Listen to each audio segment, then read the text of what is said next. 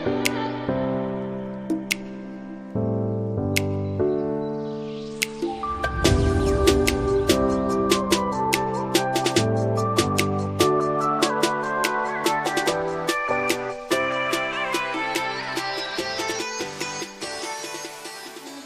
warahmatullahi wabarakatuh.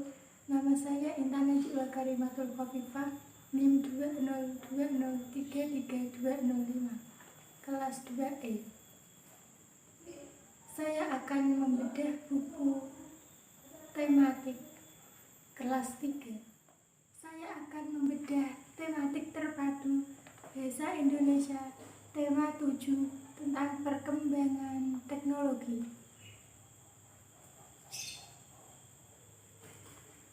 Pada subtema yang pertama, pelajaran pertama Bahasa Indonesia pada KD 3.6 dan 4.6 tentang mencermati isi teks.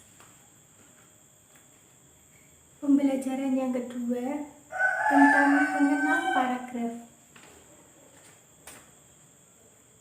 Pembelajaran yang ketiga mencermati isi teks dan membuat ringkasannya.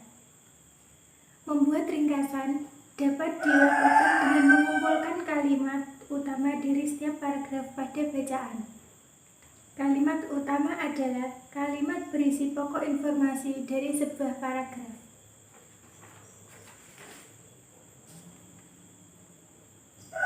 Pelajaran yang keempat yaitu menentukan kalimat utama paragraf. Pada pembelajaran yang kelima, mencari arti kosakata dalam bacaan. Pembelajaran yang keenam tentang kosakata tentang perkembangan teknologi. Pada subtema yang kedua, pembelajaran 1 yaitu menuliskan informasi pada bacaan dengan kalimat sendiri. Menuliskan informasi pada bacaan merupakan kegiatan yang sangat penting. Kamu dapat dengan mudah menyampaikan informasi kepada orang lain. Selain itu, kamu dapat dengan mudah mencatat informasi yang penting bagimu dan orang lain. Pada pembelajaran yang kedua, tentang menemukan ide pokok dalam teks. Ide pokok merupakan masalah utama yang dibahas dalam suatu paragraf.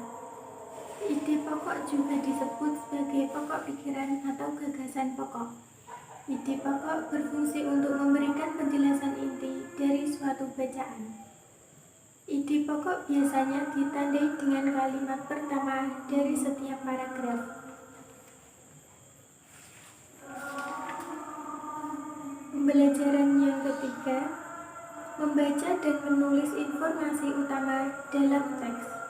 Pertama, kamu harus menentukan topik utama bacaan tersebut. Lalu, kamu harus membaca teks bacaan tersebut dengan seksama.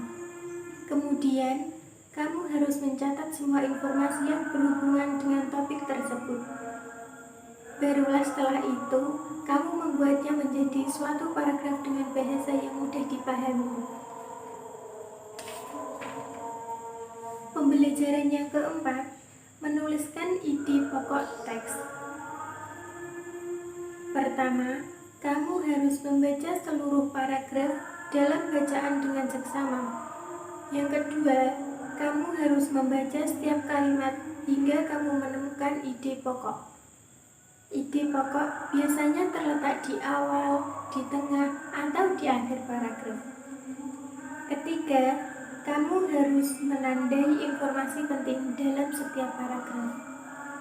Barulah setelah itu, kamu susun dan kembangkan informasi tersebut dengan bahasa yang mudah dipahami.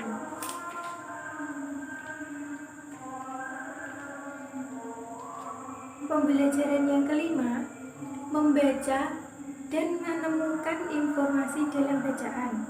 Kegiatan ini bertujuan untuk menemukan informasi secara cepat dan tepat. Pembelajaran yang keenam, menulis dan menceritakan kembali informasi dalam bacaan. Mula-mula, kamu harus membaca secara keseluruhan isi bacaan. Lalu kamu harus mencatat gagasan-gagasan pokok bacaan tersebut. Kemudian, kamu harus mencatat informasi penting pada setiap paragraf bacaan tersebut. Barulah setelah itu, kamu menghafal catatan-catatan tersebut untuk diceritakan di depan kelas.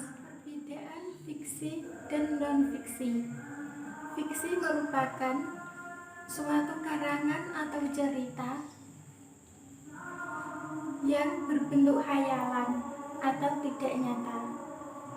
Contohnya cerpen, novel, dan yang lainnya selain buku pelajaran. Sedangkan non-fiksi merupakan suatu cerita yang bersifat nyata. Contohnya buku pelajaran, makalah, sejarah, dan lain sebagainya. Buku ini merupakan buku non-fiksi dan polanya pola tematik terpadu. Aspek buku ini aspek kognitif yang mengacu pada proses mengetahui maupun kepada pengetahuan itu sendiri. Sekian penjelasan dari saya. Terima kasih. Wassalamualaikum warahmatullahi wabarakatuh.